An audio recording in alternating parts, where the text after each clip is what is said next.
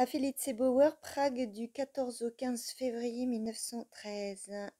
Même si je ne l'avais pas déjà envisagé depuis quelques jours, aller aujourd'hui au théâtre pour Idala, Wedekind et sa femme sont naturellement sur scène, j'aurais dû le faire inéluctablement après ta deuxième lettre d'aujourd'hui.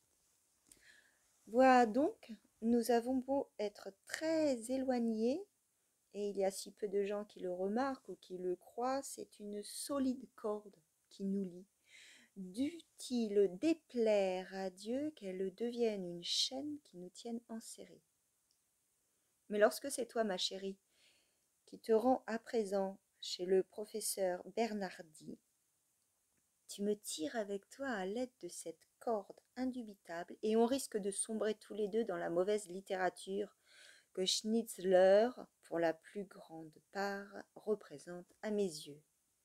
Afin de nous en protéger, j'avais l'obligation de ne pas totalement suivre la traction de cette corde, mais d'aller voir Idala pour te détourner un peu de ce professeur et faire parvenir quelques vrais mots wedekindiens bien tranchés à ton cœur qui bat pour le professeur Bernardi et pour supporter sans dommage de l'âme les impressions schnitzleriennes qui ce soir soufflent au-dessus de moi et que je capte avec avidité parce qu'elles viennent de toi, ma chérie.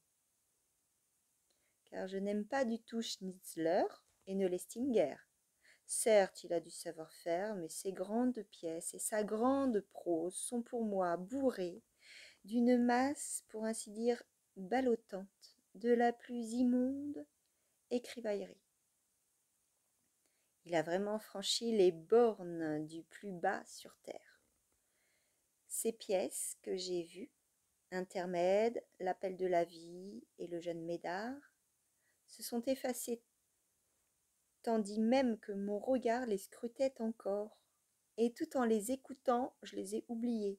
Rien qu'à son portrait, cette feinte rêverie, cette mollesse attendrie, que je ne voulais même pas toucher du bout des doigts, je peux comprendre comment, à partir des travaux parfois remarquables de ses débuts, Anatole, la Ronde, le sous-lieutenant Gustel, il a évolué de la sorte. Je ne dirai rien de Wedekind dans la même lettre. Assez, assez, comment vais-je donc pouvoir me débarrasser de ce Schnitzler qui veut se coucher entre nous, comme dernièrement la Lasker-Schuller. Étais-tu seule au théâtre, ma chérie? Et pourquoi si subitement? Est-ce que ton œil va bien de nouveau? Tout à fait bien? Je viens juste de voir après le souper une photographie de votre nouveau couple princier.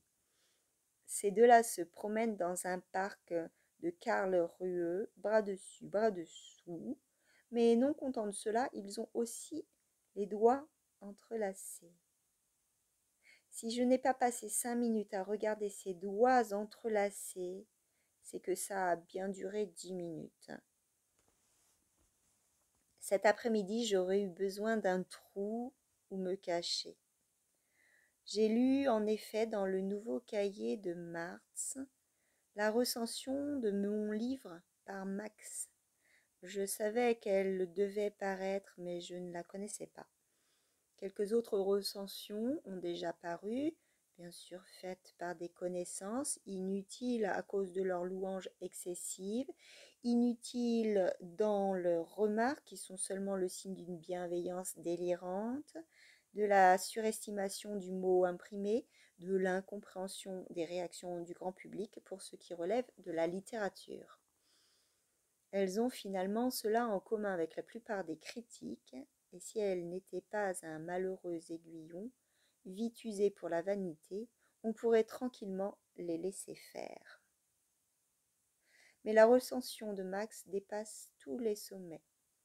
C'est justement parce que l'amitié qu'il me porte a ses racines dans ce qu'il y a de plus humain, bien au-dessous du commencement de la littérature, et parce qu'elle dispose donc déjà de toute sa puissance bien avant que la littérature ne commence à respirer, qu'il me surestime à un point qui me rend honteux, vaniteux et arrogant, alors que bien sûr, avec son expérience de l'art et sa propre force, il a pour ainsi dire stocké quelque part autour de lui la véritable sentence, celle qui n'est rien que sentence.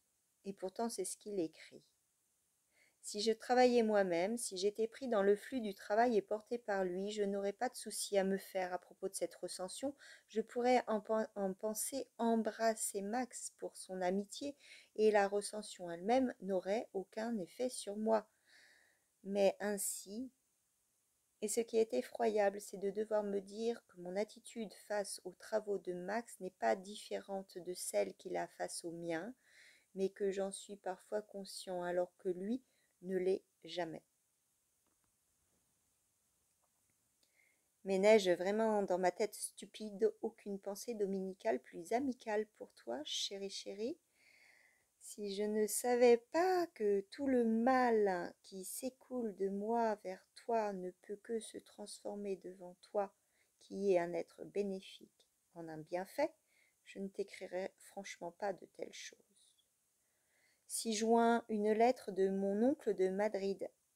Il a 60 ans, et directeur des chemins de fer, que je te laisse juger à ta guise. Ne voudrais-tu pas, chérie, à l'occasion me faire lire de temps à autre une lettre de ta parenté, par exemple de ta sœur de Budapest ou de ta sœur de Dresde, pour que j'apprenne aussi à comprendre le cercle autour de toi dans lequel je me suis faufilée. Ton inventaire des livres, je ne l'ai toujours pas. Peut-on aussi trop demander à celle qu'on aime? Au cas où je le ferais, ma chérie, dis-le-moi.